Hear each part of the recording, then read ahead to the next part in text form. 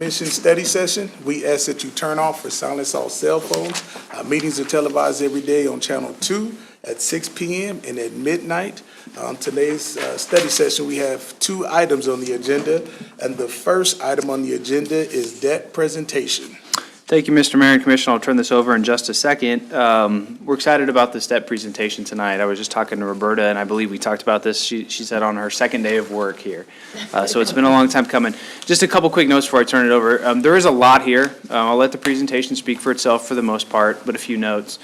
We'll answer what we can tonight and collect any other questions and get them back to you if you have specific questions. No decisions need to be made tonight. The decision to bond money or not can be made relatively quickly, so we have time.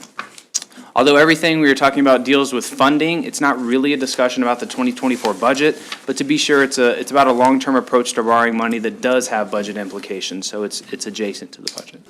Because the topic is so dense, it's probably a good idea to ask questions as you have them, so feel free to break into the presentation. We want this to be conversational rather than waiting till the end. And with that, I'm going to turn it over to our finance director to go through the presentation. Hello. Hi, Roberta. How are you? Good. Well, I really appreciate y'all giving me the time today to talk about my favorite subject, I'm sure yours, which is debt. We have broken this presentation into 6 components. There'll be a brief debt overview, a brief discussion about the city's debt policy, our current use of general obligation bonds, a discussion about the cost of debt, and a discussion about an alternative to GO bonds, which is kind of why we're here today, and then our conclusion and time for discussion.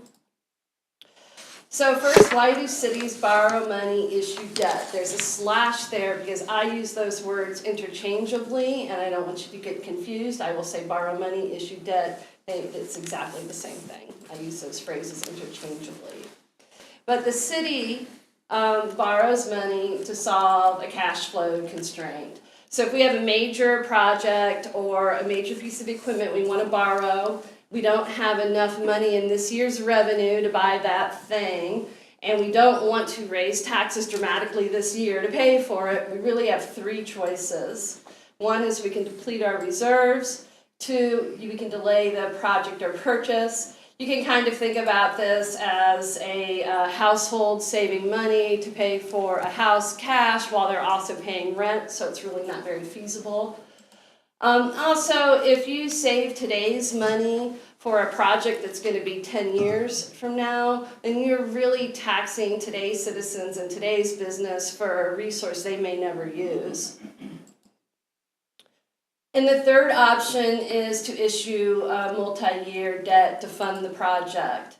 So first, whenever we issue multi-year debt, we always know what the funding source is going to be to pay that debt off in the future years. And in the case of the city, it's our future property tax levies and future sales tax collections always pays down our debt.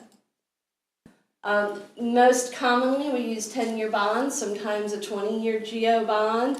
And in this case, let's say we're building the fire station. We will build it in year 1, take out a 10 or 20-year GO bond, and we'll collect money in the form of property tax levies or sales tax for the next 20 years, and the citizens and the businesses that get the benefit of that fire station are actually paying for the fire station in the form of taxes collected in the year that the bond is serviced and the year the fire station's in service.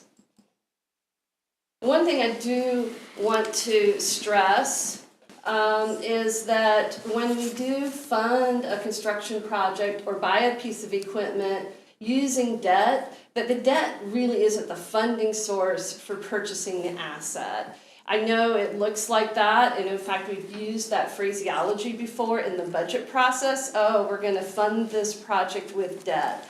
No, we're going to borrow money, and the funding source is the future revenue that retires the debt. So I want to make sure we keep that in mind. So a brief conversation about our debt policy. The debt policy has 2 components.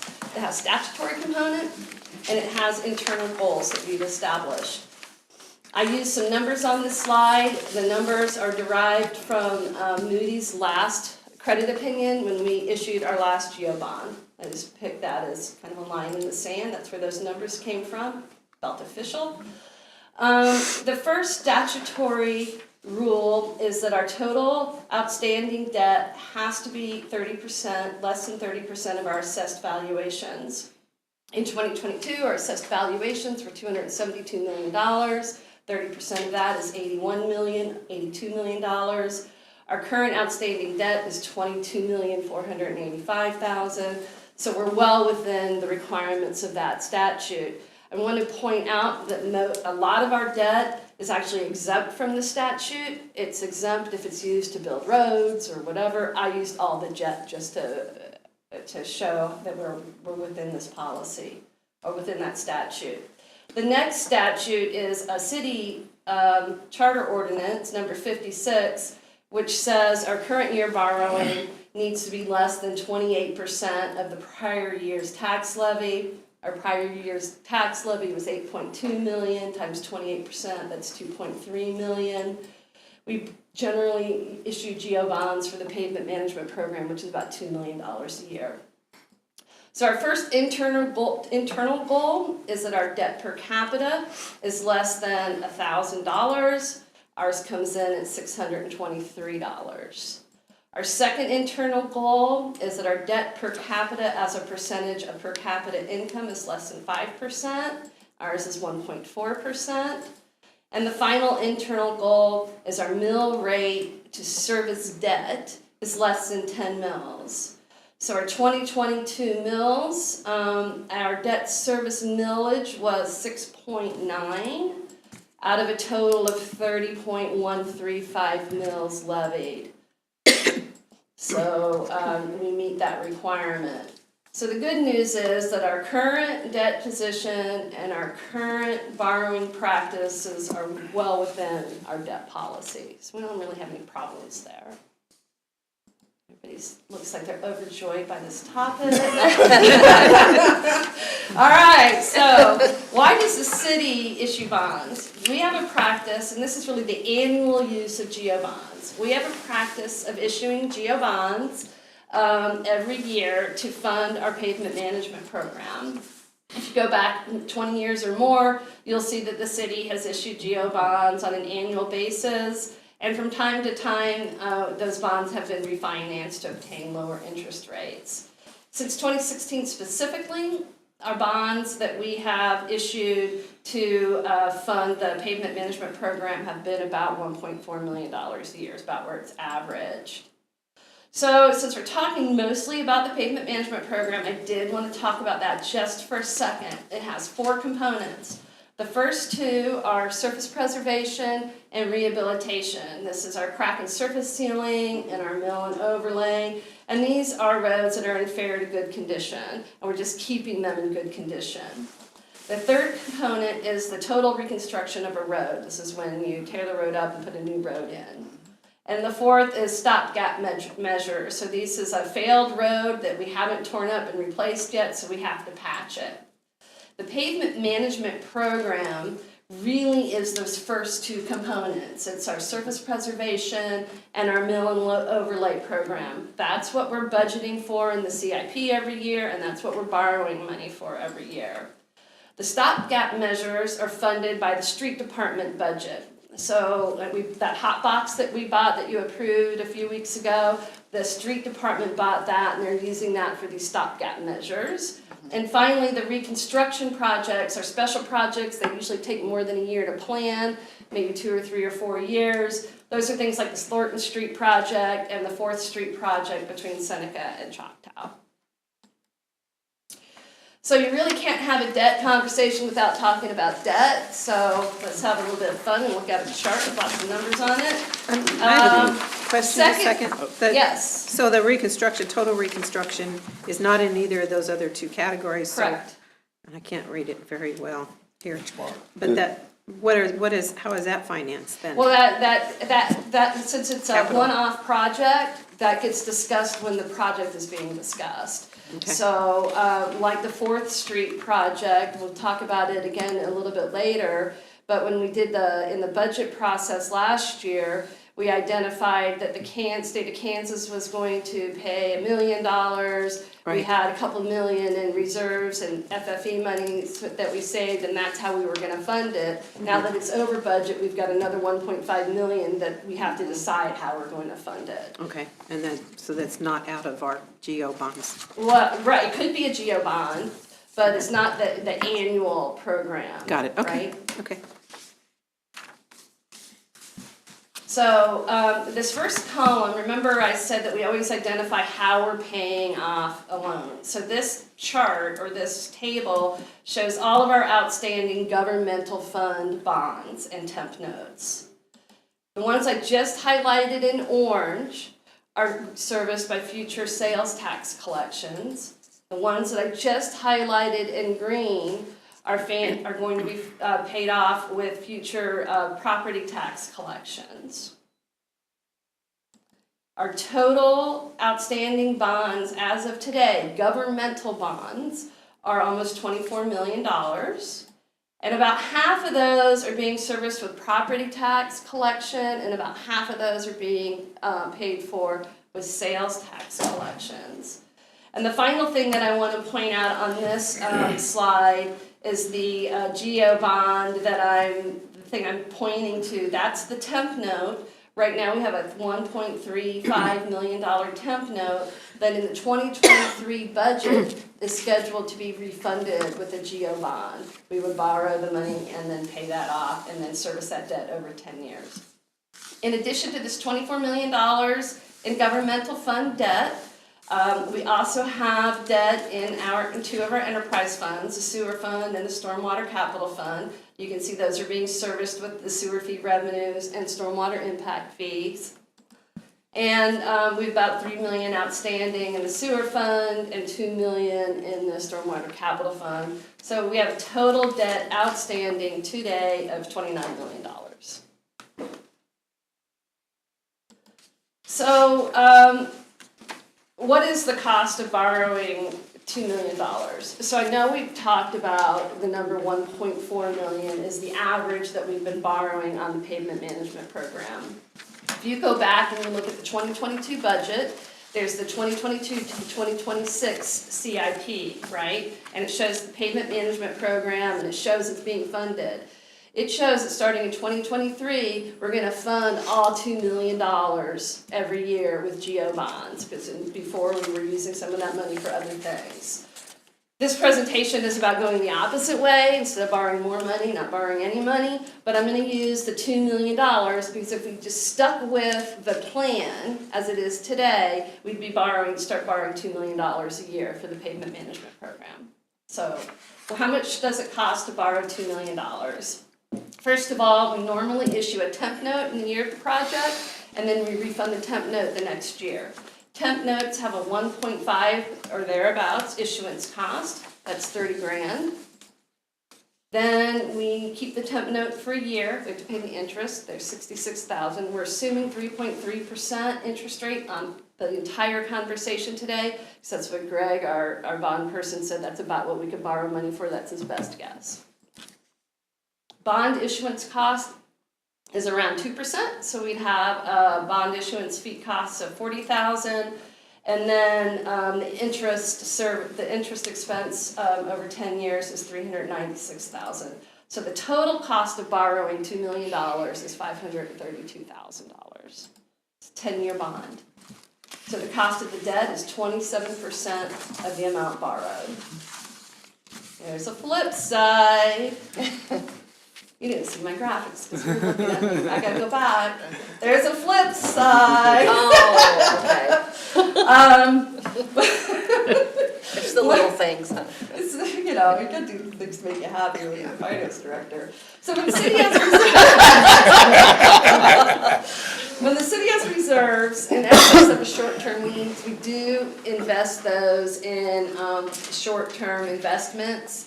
The interest rate on the short-term investments varies from day to day. Right now, we are investing we've invested CDs, treasury bills, and treasury notes, and we're getting between 2.4 and almost 5%. But as early as just a year and a half ago, our interest rates for those short-term investments were 0.02. Yeah, it's a big difference. So I keep using the word debt service, and so I want to take a minute to define debt service. Debt service is that annual cost.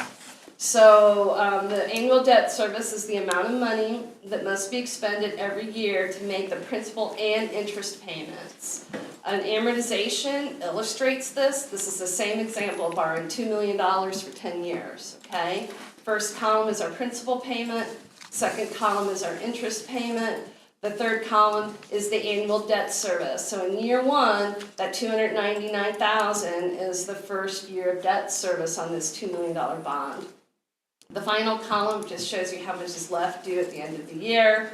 And you'll notice in year one, there's no debt service. That's because in year 0, we built the road, we took out the temp note. In year 1, we are issuing the bond, paying off the temp note, not making any debt service payments. The first debt service payment happens in year 2. We're making the first principal payment and the first interest payment. Every year, the debt service goes down a little bit because the outstanding principal goes down until the last year when the note's paid off and we no longer owe any money.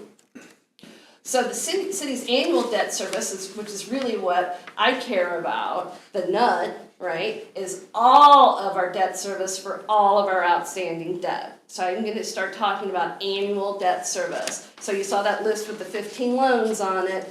The interest and principal on all of those loans is our annual debt service. And this is just a reminder that we always identify our revenue source that's going to pay the debt before we take out the debt. It's always either property tax revenues or sales tax revenues. All right, I know that's a big chart with lots of numbers on it. I just want you to get comfortable with the shape more than anything. Anything with a gray background on this is our debt service schedule if we continue to fund the pavement management program with $1.4 million in debt every year, okay? So if it's a gray background, it's existing debt, it's on the books as part of that $24 million. If it's a green background, we haven't borrowed that money yet, but it's scheduled to be borrowed if we continue to fund the pavement management program with the debt. And the yellow background is new debt that we would pay off with future sales tax revenues.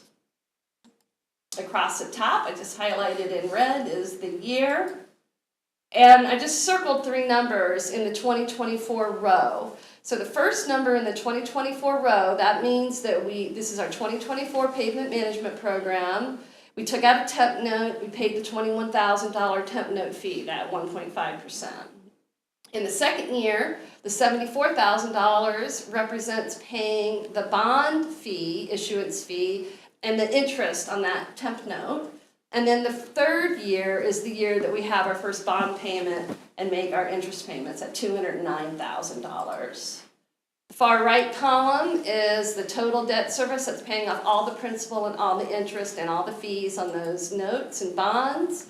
So the $1.7 million represents the total repayment of the $1.4 million bond plus the financing costs. And then the bottom row that I just highlighted in red, that is the annual debt service. That's our nut. So in year 1, it's $3.6 million. In year 2, it's almost $3.8 million, etc. But I really want to draw your attention to the 12 rows I'm circling in red. That is what a full boat, so to speak, of borrowing $1.4 million a year every year looks like. So in any year where we do that, we have a total of $1,772,000 in debt service, right? We borrowed 1.4 that same year. We borrowed 1.4 to pay for the roads, but we're paying back 1.7, right? Mm-hmm. So for every $1.4 million we're borrowing, we're spending $372,000 in debt service, which leaves us about $1 million really net for our road project.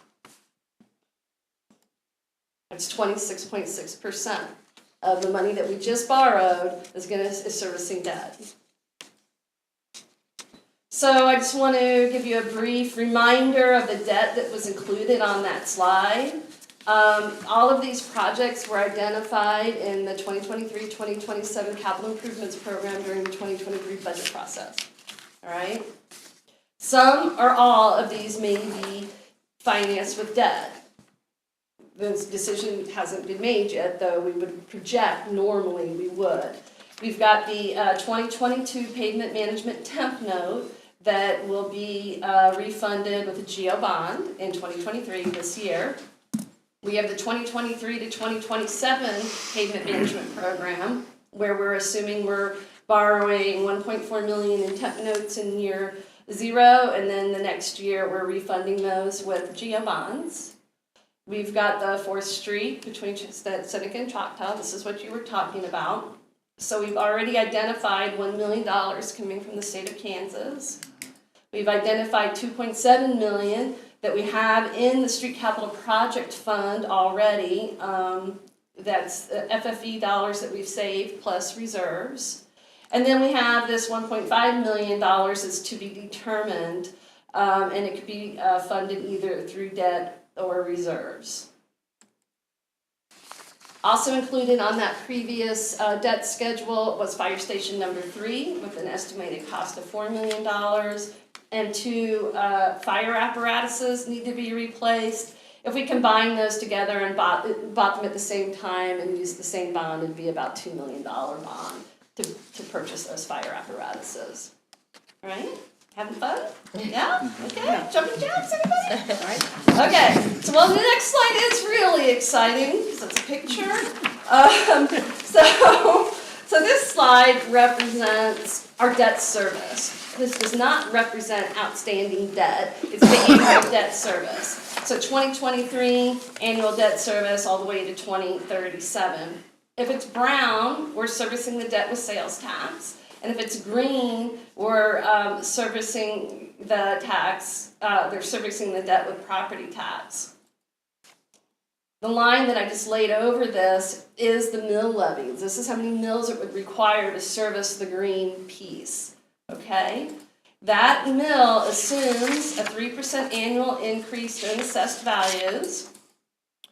And the reason the green bar in 2023 is smaller, it's only 6.9, is because in the 2023 budget, we allocated about $400,000 from countywide sales tax to pay some of the property tax debt to bring the mill down to 6.9. So in addition to the hard costs of borrowing debt and that annual debt service that slide represented, there are what I call soft costs issuing debt. When we borrow money, we are limiting our ability to issue debt in the future. So the more money we have borrowed today, the harder it is to borrow more money. Borrowing money strains our future operating budget, so that $3 million, $4 million nut, when we do the 2024 budget, the first thing I'm going to do is take $4 million out, say that's got to service debt, and this is how much money we have left for everything else. It's just like your household budget. Let's say you make $3,000 a month and you have a $1,200 mortgage payment. The first $1,200 goes to your mortgage, and the rest of the money you can buy groceries or whatever. And borrowing money reduces our financial flexibility by obligating those future resources. So we talked a lot about debt and our current practices. And what Paul and I are presenting to you today is what we believe is a viable, a good alternative approach. What staff is proposing today is that we change from the current practice of funding the pavement management program with GO bonds to funding the program with current year revenues, and we're calling that pay-as-you-go. We're talking about it specifically because this is an annual maintenance program, right? It was those 2 in green. We do it every year to keep good roads good. Just like your household, If you're buying a new house, you're gonna borrow money, but for those monthly expenses, the groceries, the repairing your car, you don't take out a 10-year note to buy groceries. Makes sense. We know we have sufficient cash flow to pay for this annual expenditure because we have the cash flow plus $375,000 that we're using to service the debt, right?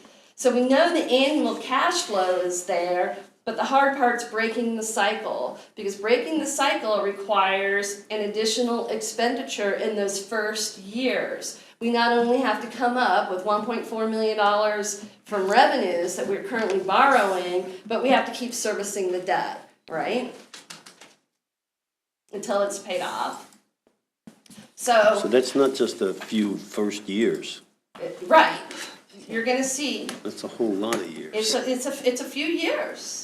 A few years, come on, in compared to your life, it's a very short period of time. Man. You don't To like me- my joke? To me, a few years is Training 3. takes time. Okay, It several. ain't gonna be 3. Okay, several years. I'm gonna change it will take several years. That's 4 more, right? Several? Okay. Okay. So, this is I'm not trying to snow anybody, all the numbers are gonna be here. Yeah. So, this is what that debt service schedule looked like. I just want you to remember what that looked like. This is what the debt service schedule will look like if we no longer fund the payment management program with debt. I know these numbers are small and there's a lot here, and we'll talk about these more on the next slide, but I just highlighted the debt service, annual debt service for pay-as-you-go.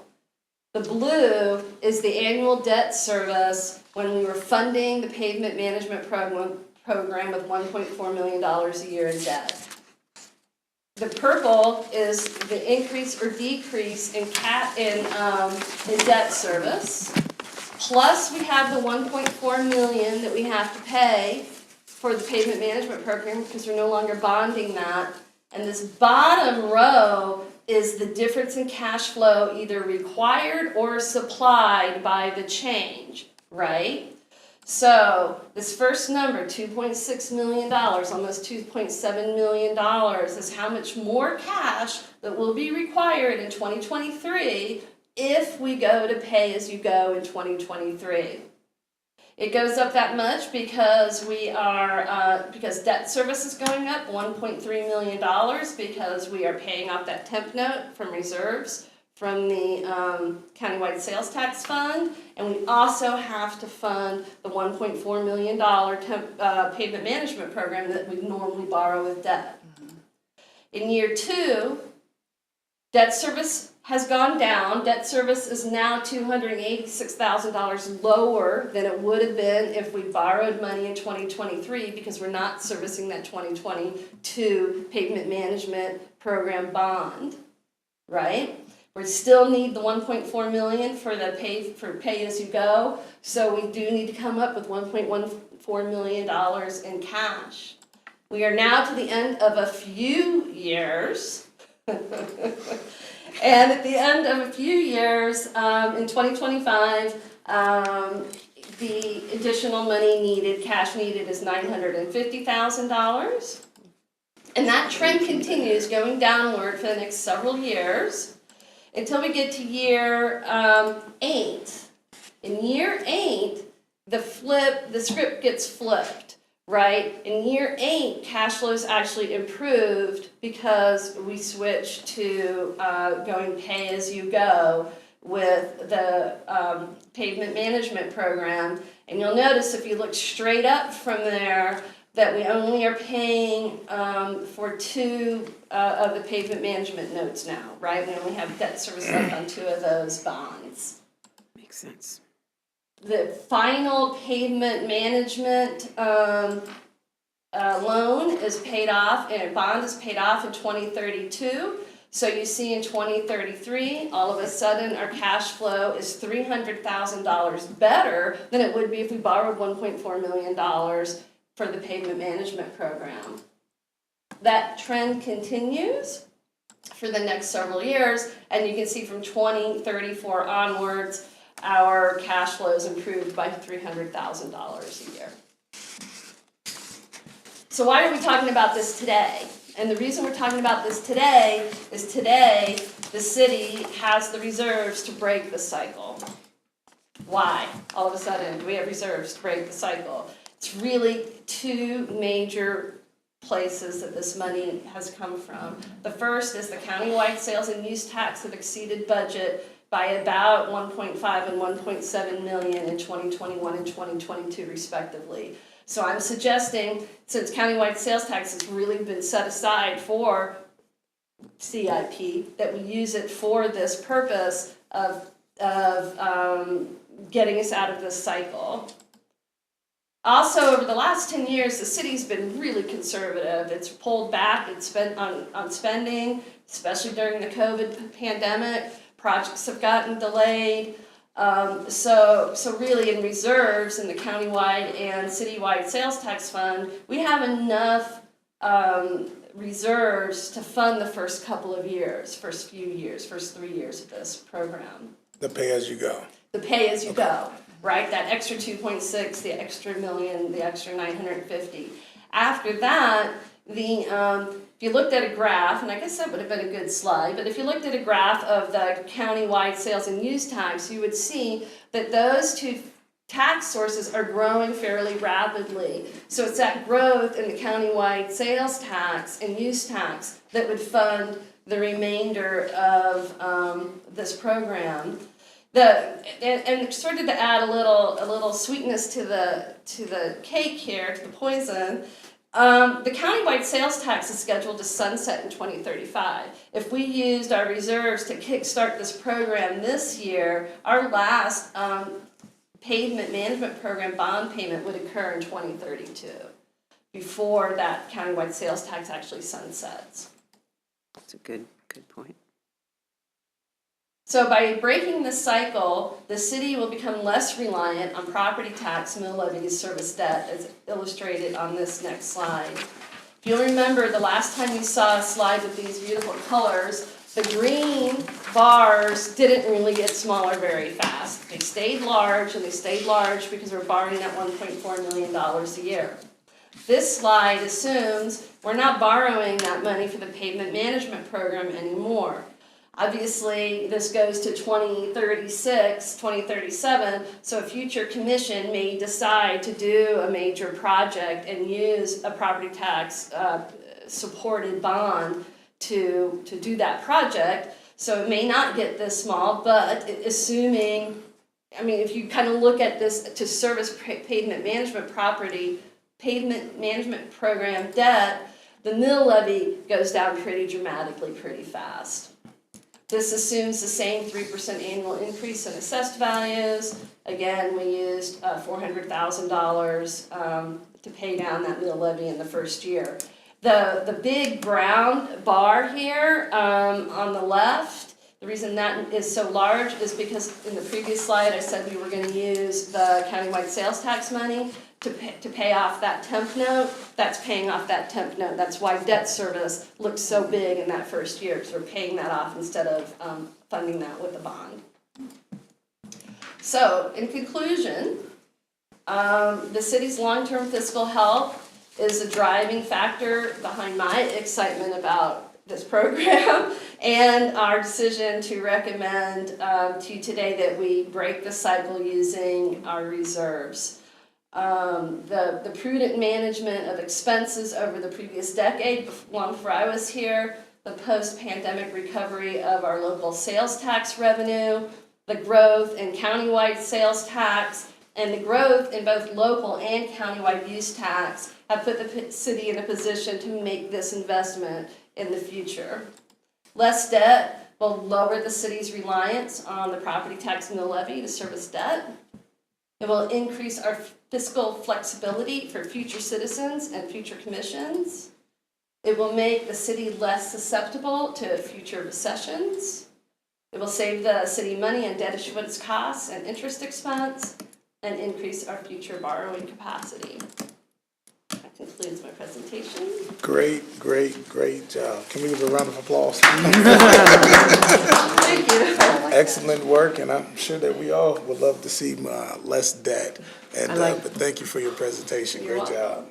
I like the idea of pay-as-you-go. Yes. Debt service to me is a waste of money. I hate borrowing. Bingo. I mean, I hate borrowing, I hated paying a mortgage, I don't pay one Absolutely, anymore. especially at the rates that But we're showing. interest and debt service is a waste of money. And I do like the idea of pay-as-you-go and not being as reliant on the countywide sales tax and the other. Have we ever had that opportunity in the past, or do you know that we ever did pay-as-you-go? Or we just weren't at that point to where we are now and saying, we can do that? Yeah, so we've been, before I got here, is when you started, then we talked about the cycle, and then we talked about the cost, the cash cost of breaking this, and so we haven't been in the position. We've talked about it. I talked about it probably with two previous finance directors, and just, this is the first time that we were able to put it together where it looked like it was actually feasible based on the financial situation of the city. And you have reserves, which is something that, Right, and I few guess years another ago, we question is, we can have a increased further that. discussion on reserves, but this won't affect the city's ability to have sufficient reserves for bond rating or any other rainy day fund. We're still well within our bond reserve levels by going this direction. And so this is the first time that we felt that this was something we could bring to the commission. So in theory, the way you laid it out, and I love all the details, Roberta, this is great, I love all those numbers. What could that mean down the road for the average taxpayer here in the city? Well, in theory, if all future commissions after this commission didn't borrow any more money, they would, that 6.9 mill levy could go down to nothing, because that mill levy is specific for debt. This is not our budgeting conversation, so we should defer that for that conversation. But it improves the flexibility of future commissions, right, and future citizens. If we may decide to borrow money for something else, that mill levy could go down, and then we could increase the mill levy. Let's say we reduce the mill levy for debt by 6, but we would increase the mill levy for the Parks Department by 3, so we're actually funding the Parks Department with enough mill levy. It just gives us flexibility. So in theory, we could lower property taxes based off of the 10-year Eventually, quest plan that you laid yeah. out. I mean, obviously, the first few years are more expensive, but yes, we would be less reliant on a mill levy to service debt if we stopped borrowing money for the pavement management program. Great information. I like not owing. Yeah, great. Yeah, Not having to pay, I'm debt averse. especially I'm debt averse. Saying that, I am debt averse, but saying that for a city, there are often really good reasons to borrow money. Like I said early in the presentation, if you have a big project like the firehouse, we know that firehouse is going to be here for 30 years. If you took out a 10 or 15-year bond to fund the construction of that, and future citizens are paying for the firehouse that they're going to be using. There is some sense in that. I did have some fairly long conversations with both Greg and Phil. Phil's our bond counsel and Greg our investment broker. And of course, they're the ones that make the money when we borrow the money. So they're like, well, borrowing money's good. And I said, well, yes, I understand that, but I'm talking about our maintenance program. And they're like, oh, borrowing money for maintenance, that's bad. And but they definitely agree that the major purchases, major projects. Funded by debt makes sense. Sure. And I guess, I think that borrowing money should never be routine, right? We have to think about it. Why are we borrowing money this year? Because we're obligating our citizens, our future citizens, when we borrow money. And sometimes it's the exact right decision for the city. But for something we do every year, it seems kind of cray-cray. And it sounds like we're all on the same page. Do we need a consensus, or do you have enough information for us to implement this, or is this something that we're Yeah, I'll entertain some questions. I'd like to get feedback over the next week or two or three again. We've done, well, Roberta's done, the heavy lifting on how to make this work, and we presented. If you'd like to see other ways, you know, if you'd like to see other options, let us know. We don't need an official consensus. Okay. You know, if there's any major Yeah. objections or questions, come see us, I guess. Well, if there are other options, you always want to present those too.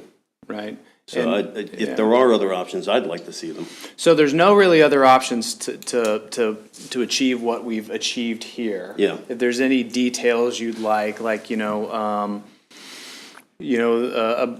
breakdown of the countywide sales tax and use, where are those, reserves, does that forego any projects? We could drill down into that, but as far as the funding sources to get there, we're solid on those, and there really aren't any other options. Those are the reserves that would be required. You've told me this before, Ms. Kramer, what's our current reserve level at right now? Well, so like Paul mentioned, this proposal doesn't touch the reserves in the general fund. This only uses the reserves in the countywide sales tax and the citywide sales tax fund. And I don't have that exact number off the top of my head, but I do know, and it's gonna change as I close we are closing the books for 2022 as we speak. And that's going to inform our beginning balance of those funds that we have to use for this, but I know they're sufficient to get us started on this program. And I guess that was my other point, it kind of came up when Paul was speaking, is the reason we really don't need a consensus, so to speak. Just knowing you approve of the idea, it informs the budget process, right? So this informs, are we going to be borrowing money, or am I figuring out how to fund this? Do I need cash to fund this program? So the decision is going to get made. You will make the decision, but you'll make the decision part of the budget process. So what could we, and I sorry to be maybe dumb on this or something, but what would you anticipate seeing? You talk about borrowing as opposed to, hey, maybe we need more cash to fund different things. How could we expect to see that laid out for us? What's going to be the big change we're going to see is different? Because I would imagine, I got cautions on that in my head on what that could look like. I'm all about going to this type of program. I think it's good, and I would try to figure out, hey, can we shorten even that time frame? Is there anything we could look at possibly to get there? But what could we expect to see maybe major or significant impact this year versus maybe the last? I'll answer that, What would Roberta. we see? So I think the best way to answer that is because it's CIP sales tax money and not general fund money, what the opportunity cost of using this money for this is that's roughly $3 million that you're taking off the table for a road project or parks project or something else. It is money that essentially, for all intents and purposes, is available to the commission to do something else with. But if you choose to use it to buy down this, then that's just not there. However, the funding for the CIP, the normal level funding is still there. This would be CIP reserves. So you'd still have a full complement of normal CIP revenue to expend during the CIP process. This money would just be taken off. You could do projects in '23 that you were waiting to '24. You could, do a road project. It's just, you're taking that $3 million in cash off the table. Okay. That would make it available to look at tax cuts too.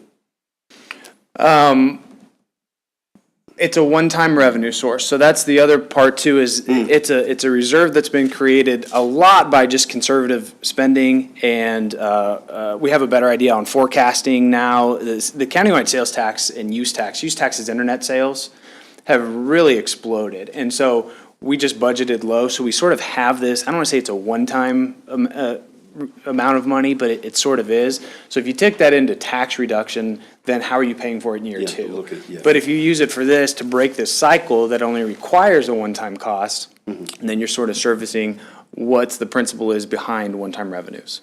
Yeah, sounds like we're preparing for the future. It is, and it really does protect the city during a recession, Yeah. right? Because during a recession, our revenues will go down, but if we lowered that nut, then we don't have to worry about paying the debt off first, right? Yeah. So it sort of recession-proofs us a little bit, Yeah. I love the idea, yeah. And what is our actual just city general reserve set to right now? I mean, where are we standing on it? Just out of curiosity. We're probably somewhere around $8 million. Okay. Yeah, How much is that? about $8 million in the city general reserves. Just asking the question, are we able to use any of that to jumpstart some of this too, to maybe pay up a little bit more? Yeah, so we talked about one kind of ways. We used some money last year to buy a little bit. You saw the graph where it was 6.9 million and it goes up to 8.3 because we used some reserve money. We could use some reserve money to buy down that increase so it doesn't go back up. I also have to think about 4th Street. I think that's the big thing that we talked about is we have sufficient reserves, and I don't think it would detrimentally affect the city to use reserves rather than borrowing money for the balance of 4th Street. So again, we're not creating any new debt. You know, that's $1.2 million to $1.5 million, depending on where that comes in. But yeah, you could buy down a little bit of the 2024 mill levy. That's like we did last year, to stabilize that a little bit we can discuss that during the budget process. Sure. Yeah. Yeah, that 27% is. Yeah, and my initial budget calculations in the CIP, actually, I assumed that we were gonna keep the mill at 6.9 for debt, that we wouldn't let it go back up, and that we were gonna use some of our reserves for that. I didn't build it in because that's a budget decision, and I'm like, well, I can't build in budget decisions that I'm not allowed to make. So I would say that makes sense to keep that mill at 6.9 and buy that down. And then, and Paul's right, I do believe we have the reserves to fund the 1.4 million or 1.5 million for the 4th Street project. And then it starts to feel a little tight, but I don't think it's the wrong thing to do. This presentation built borrowing that money in. So if we don't borrow that money, then the mill will get reduced faster, right? Definitely on board with Yeah. that as a. So, I mean, I think we can leave that as a budgeting discussion, and look at it both ways, but, you know, I think both options should stay on the table for that for now, but that's, I mean, my initial presentation showed us not borrowing the money, and then I put it back in. John Richmeyer, catch it, with Lauren property taxes. No. Don't say that. We may, but that's a discussion That's to another make. discussion. This is not a property, this is No, not a no, mill I'm levy joking, I'm discussion. joking. This is a debt discussion. Well, and I really like Roberta, I mean, I love the data, I like that, kind of like what Paul has said, you know, put the horsepower into developing more of a comprehensive program to, you know, what could the outcome be down the road. So I love that. I want to ask my commission team, would you say, like, would we have like the desire, or, you know, our thoughts are to try to see what we could do, knowing that we're early on in the budgeting cycle right now, to see what we could do this year to try to, you know, keep the mill levy, you know, flat, if anything, if we can reduce it any ways. Like, this is helpful, this is very impactful, and it, you know, for me, it helps my mind, like, okay, how can we start thinking about everything strategically, you know? So is there a desire I maybe think to that's get what to the that? goal was. This I think is the that's goal. what I mean, she's for at. this is a piece of it, right? Yeah, This yeah. is the one goal. piece of I it. think that- Yeah. I Well, think it is moving forward. long term, right? And like you said, we're not gonna see the impact right away. Right. So that's why I'm asking the question. If we can keep it As level down. a team. Yeah, it's not gonna raise, it'll We would want to level do or that. lower, right? Right, and that's, like I said, that's part of the budget discussion that we'll have. And I'm imagining some robust conversations, and Andrew is here tonight. He's our new deputy finance director. He's gonna be helping us with the budget, so. No, we're good. Okay. But he'll be helping us with the budget, so Great. good opportunity to say hi to Andrew. We're so excited. Good to he's meet you, here. Andrew.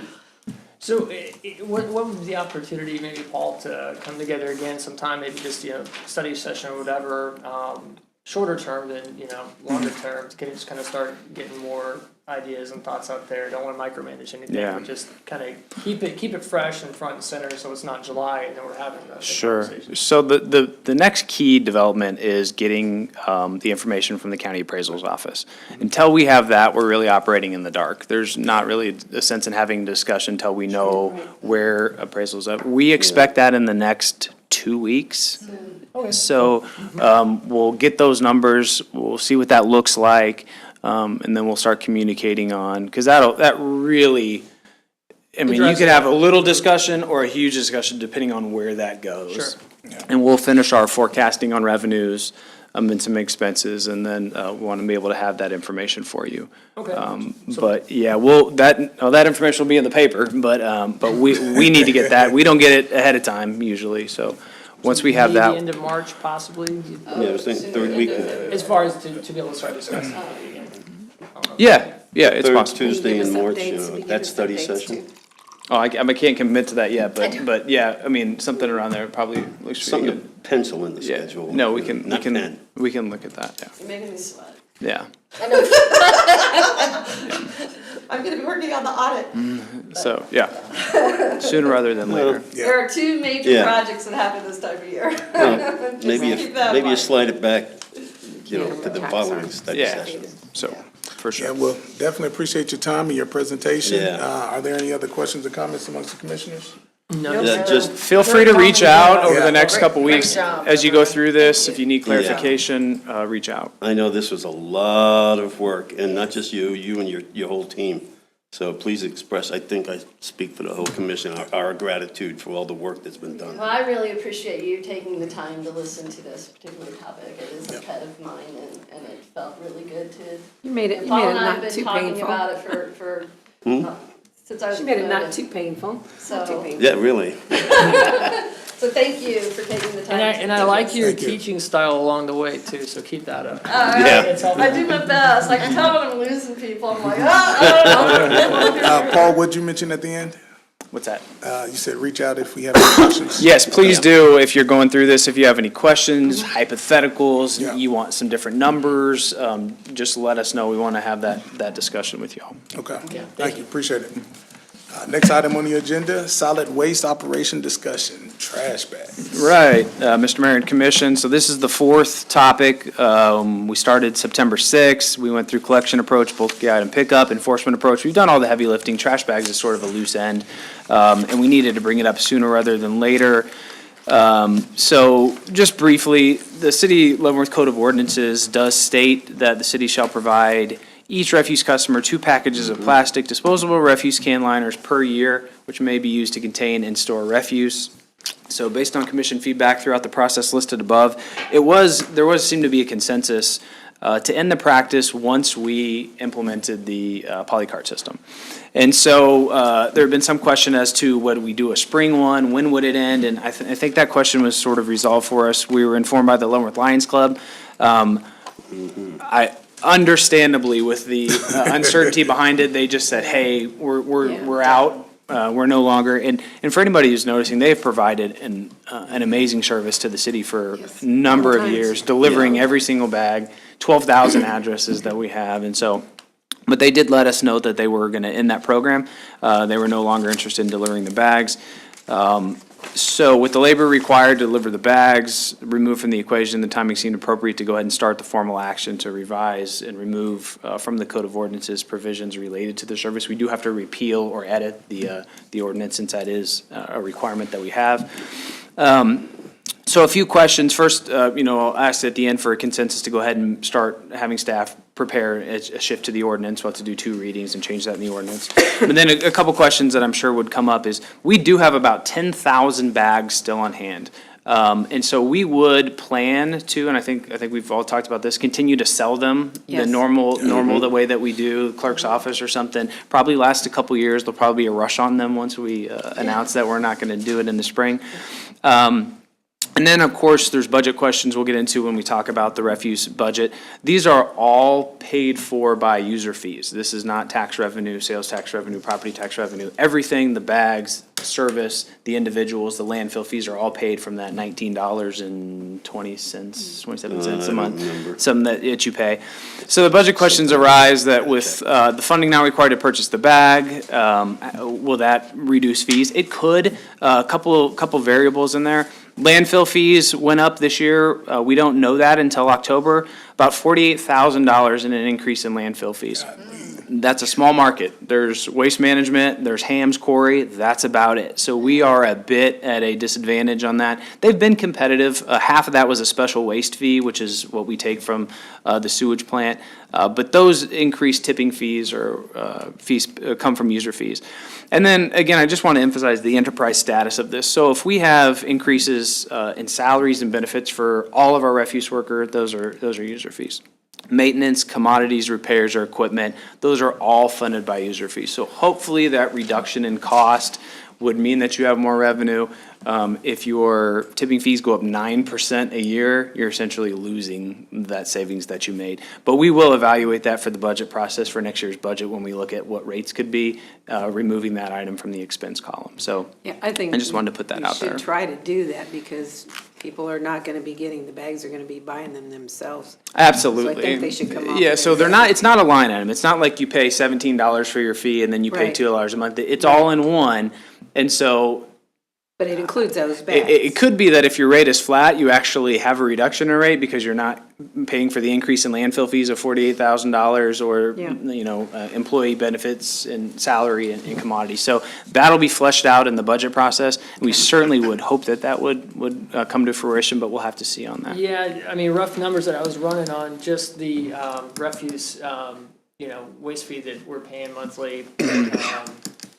If we were able to reduce it, I think last year we paid close to $298,000 for bags. I think cutting that out, it looked like we're gonna maybe be able to save 10% on that line item. The quote for the bags was $244,000, and we only bought half of them, remember? Yeah, But that was so much higher than it had been the previous year, it was like double. That's right. So, what's kind of baked into the refuse budget is about $125,000. Okay. So maybe a 3 or 4% decrease, but still, yeah, if we could. So, okay, Yeah. cool. So basically, just looking for a consensus, I know we've just started to get questions, are you going to? And so we'll move forward with that, so. Yeah, I'm good. yes. Yes. Okay. And then we did have a third item tonight, but we weren't able to bring it, so that's the end of our prepared meeting. We should have that soon. Amen. When do you expect this to start? I know people are gonna ask, or they're asking. So the bids are out now on the street for the poly carts. So they'll come in and we'll look at that. The commitment from staff is to bring you back the written and final policies on the bulky item pickup, and for you to approve. And so I think we're either looking at a June 1 or July 1. I'll have to get with the Public Okay. Works Director about a rollout for the program. So Around the corner. right around the corner is So there won't be right. any delivery in March. Right, there will be no more trash bag deliveries. And so people, if they need bags, they need to go to the city and get them, right? Yeah, we'll continue to sell them. If they're- Yeah. I saw somebody walking out of city, yeah. Yeah, they're for sale right now. There's a guy walking out of City Hall this afternoon when I came in. Yeah, it's He had very, very popular. Two sets of bags, Yeah. two bags of bags. We purchase Two ours. bags, bags. My husband wasn't. Yeah, So it's like, you need to go down and buy a Sure. bunch. Okay. Are you gonna buy back the bags that people have? no, there's no buyback, no buyback Okay. provision. You can sell them on eBay. I've got about six rolls, yeah. If you don't want them, I'll take them. All right, well, that No, I concludes our know what meeting. my wife's gonna do with them. Going to go around the table to see if anyone have anything they would like to say, starting with Paul. No, I know we had a couple commissioners there tonight. We had the open house for the new Centennial Bridge. We had a really good turnout. I got there right at 4, and there was a good group. And then as some of the elected officials came through, there was still a pretty good group. And so I think HDR did a wonderful job on that. We've gotten pretty good feedback. So it was really nice to see. A quick transit update. I was speaker at the Leavenworth County Human Services Group today, along with Julie Hurley, and we talked about that. The vans are here. Right now, what's going on is there's the implementation of the app. The software company that KCATA uses is training the guidance center staff on the app and the technology. And we're looking at first or second week of April as the launch. So Great. a lot of the businesses are as excited about this as some of the nonprofits as they try to work to get workers to the job site every day. So we're excited about that. That's all I have. It'll be everywhere in this city of Leavenworth. Yep. Yeah. Okay. No, I don't have anything. Have a great rest of the week. enjoy the rest of the week. Absolutely. Be careful, it's gonna get cold, Thursday, I believe Thursday it morning, is. yeah. It's gonna really be cold, so please be careful, don't slip and slide out there or anything like that. Nothing on this side. So, everybody have a good weekend. Springtime is here, we're getting ready for Lent. We've got the St. Patrick's Day coming up on March 17th. So get your Green. application in for your float or whatever you want to have. We'd love to have you. Yep, I just want to give a shout out to the Armed Forces Bank, the team that actually put together a Black History program honoring our Buffalo soldiers. Thank you for everyone that participated and attended as well. It was great. I learned a lot of history and just want to say, be safe. God bless you all. And I hope that you all stay warm. God bless you.